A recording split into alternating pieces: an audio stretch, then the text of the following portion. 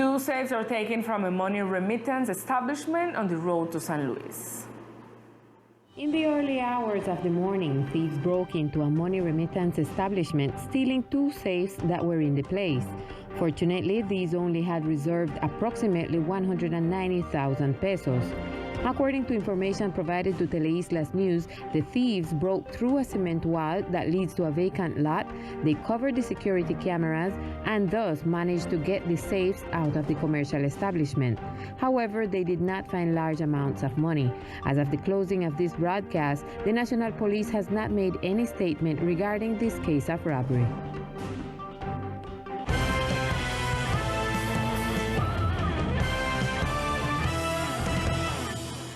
The Rizal population of San Andres and Providence celebrated Emancipation Day with a parade and a cultural event.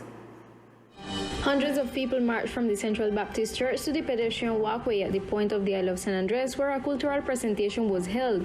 All this in the framework of the celebration of the Rizal Emancipation. Last week, Sunday, from the program start, I feel very happy because you have to put yourself in it to know what you're going to celebrate. Come out today with my whole family, my sister, my grandparents, my niece, everybody, all my generation, they are here this evening.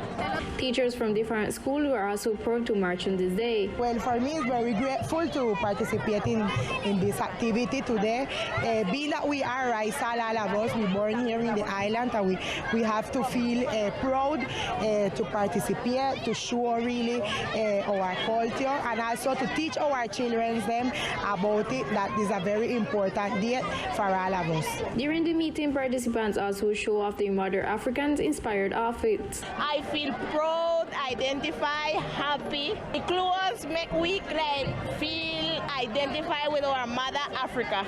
This is the culmination of the celebration of the Emancipation Week on our islands. Let's remember that this date is of great cultural and historical significance, being a source of pride and joy for the Rizal people of the archipelago, and one of the most representative dates of the Rizal people. And blockade continues in the Linval and Cove sector due to the lack of water. Around 11 a.m., the inhabitants of this sector blocked the main road, limiting the passage of vehicles and motorcycles. They state that the blockade will not be lifted until they receive the precious liquid.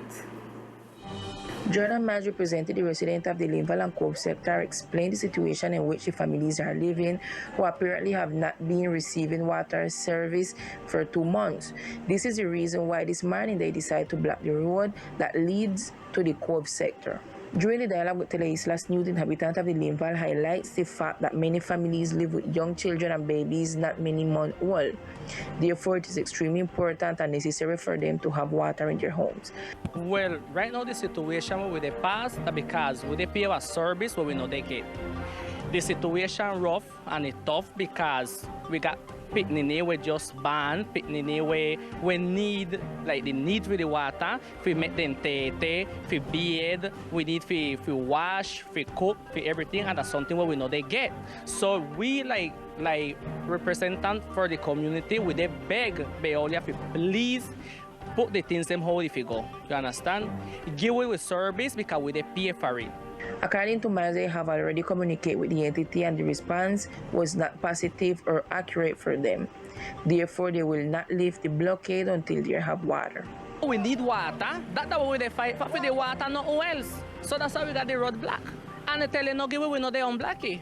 For her part, the manager of Veolia off-camera told this news agency that the reason why the sector does not have water is that the 25-liter drive line of the desalination plant has not yet solved the problem. So the water delivery service is delayed.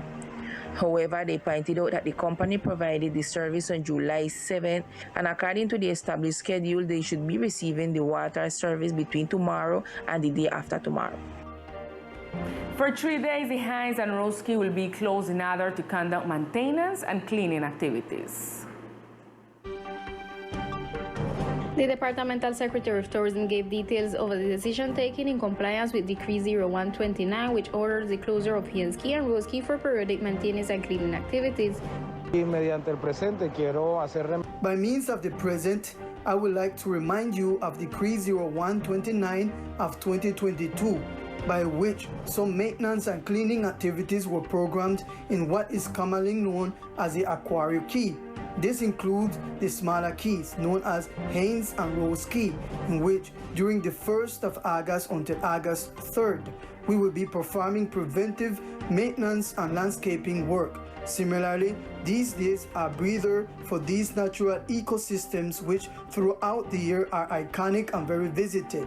So it is in that case and in that sense that we are making these closures and agree that these closures are scheduled quarterly, and this is our 3rd day of landscaping in this tourist complex. Inspectors, tourism service providers, and other officials of the Tourist Secretariat join forces to clean, paint, and organize the important tourist site that will be reopened on August 3rd.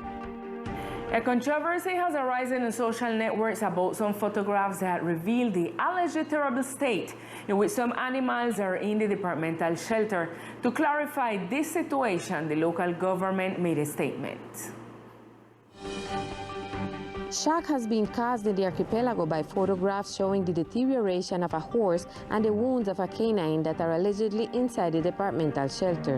In view of this situation, the departmental government, through the Secretary of Public Services and Environment, which is in charge of the place, made a statement on the fact. We see the good condition in which the animals are after a while. It is important to clarify that the animals enter here with wounds and mistreated. After being reported through the environmental police, in this place there is no mistreatment. As you can see, the animals are well fed. From early in the morning, they received their first food as well as the cleaning of the place. The Secretary of the Public Services portfolio said that the shelter has professionals in charge of the animals as well as medicine for their treatment. He also said that there is progress in the process to choose the new operator of the departmental shelter. At the latest, in 2 weeks, the departmental administration will hire the next operator of the shelter in order to improve the situation. Among the demands from the new service provider is that there be a mobile unit, since according to all these cases of mistreatment that have been occurring, and to improve service times, we will be demanding this type of tools from the operator through the contractual agreement, which we consider will be an improvement to benefit and reduce the attention to animal abuse. The administration points out that the shelter is available for all those citizens who wish to adopt a pet. A historic event on the island was the official delivery of a cultural center on North End sector, one of the main reasons of President Duque's visit to the island yesterday. This is the most important cultural infrastructure investment that has been made in the history of the archipelago of San Andres, Providence, and Santa Catalina and the Keys. As you can see, you will have a theater for hundreds of people, a library, a children's library, a computer center, 7 rehearsal rooms, a dance hall, and in this is the infrastructure so that first and foremost the right side culture can be shown to the world. President Ivan Duque described this work as the showcase of culture in the archipelago, a place that Teleislas have been waiting on for years, a facility with an investment of more than 1,500 million pesos, and that was delivered completely with real estate, air conditions, and computers. During his visit, he toured the facilities and the spaces of the cultural center, highlighting the importance and necessity of continuing to make visible and empower the culture of the islands. For her part, the Minister of Culture stated that in September, the center will be equipped with required musical instruments. We have opened a bidding process for all the acoustic equipment of this center for the provision of musical instruments that will have an investment of about 1,400 million pesos. This will be the most equipped cultural center perhaps of the country that will be opened on July 11th, and that should be awarded in the course of the following week, and for which we will begin to bring the provision of this beautiful space for September, which will also guarantee that it has high standards of technological quality for the artists that require specific sound conditions. A space that is expected to have the necessary conditions to impact the music, dance, tradition, and cultural heritage of the islands to next generations. Now we continue with news from the municipality of Old Providence and Santa Catalina with Millicent O'Neill.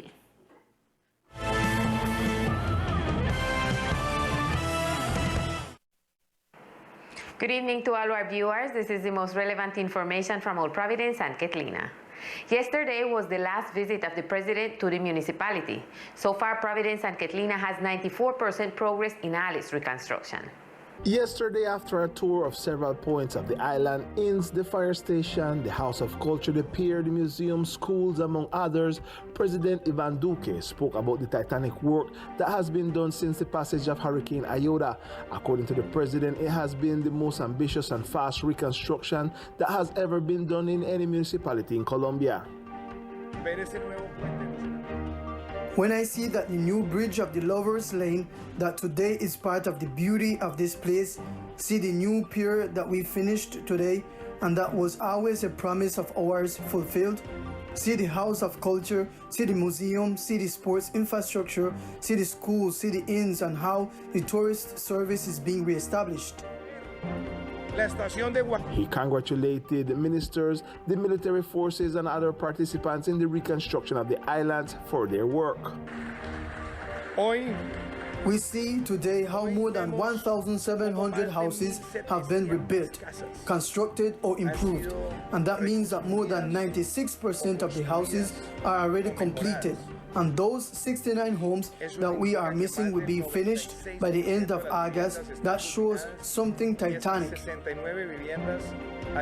On the other hand, he asked that the projects that he left in progress be monitored since they have secured budgets, managing and executing unity. These projects have to be completed, and I have never given them a sense of personal ownership. I don't expect them to say this is Ivan Duque's airport or this was Ivan Duque's police station, but this is Providence Airport and Providence Police Station and Providence Malecon, and the works that we are missing or that we are in progress are works that belong to Providence. Duque concluded by saying that his commitment to the archipelago does not end on the 7th of August, but with the last of his breaths.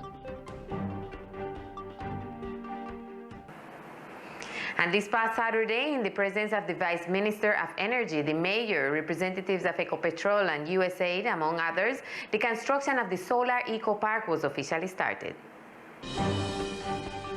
Works began on the construction and the assembly of the island's first solar farm.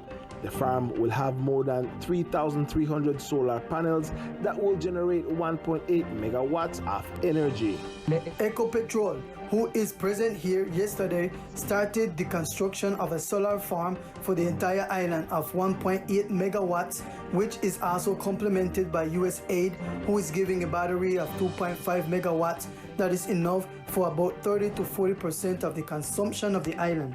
It will be accompanied by a battery system provided by USAID that will help interconnect the multiple sources of energy on the island to operate efficiently. It contemplates multiple distributed energy resources, including the solar power plant, the solar plant that's going to go in here on Santa Catalina, the battery system that USAID is donating to the island, the multiple rooftop solar systems that will be placed in action over the coming weeks and months, all connected by a new fiber optic communication system and controlled by an automated dispatch system.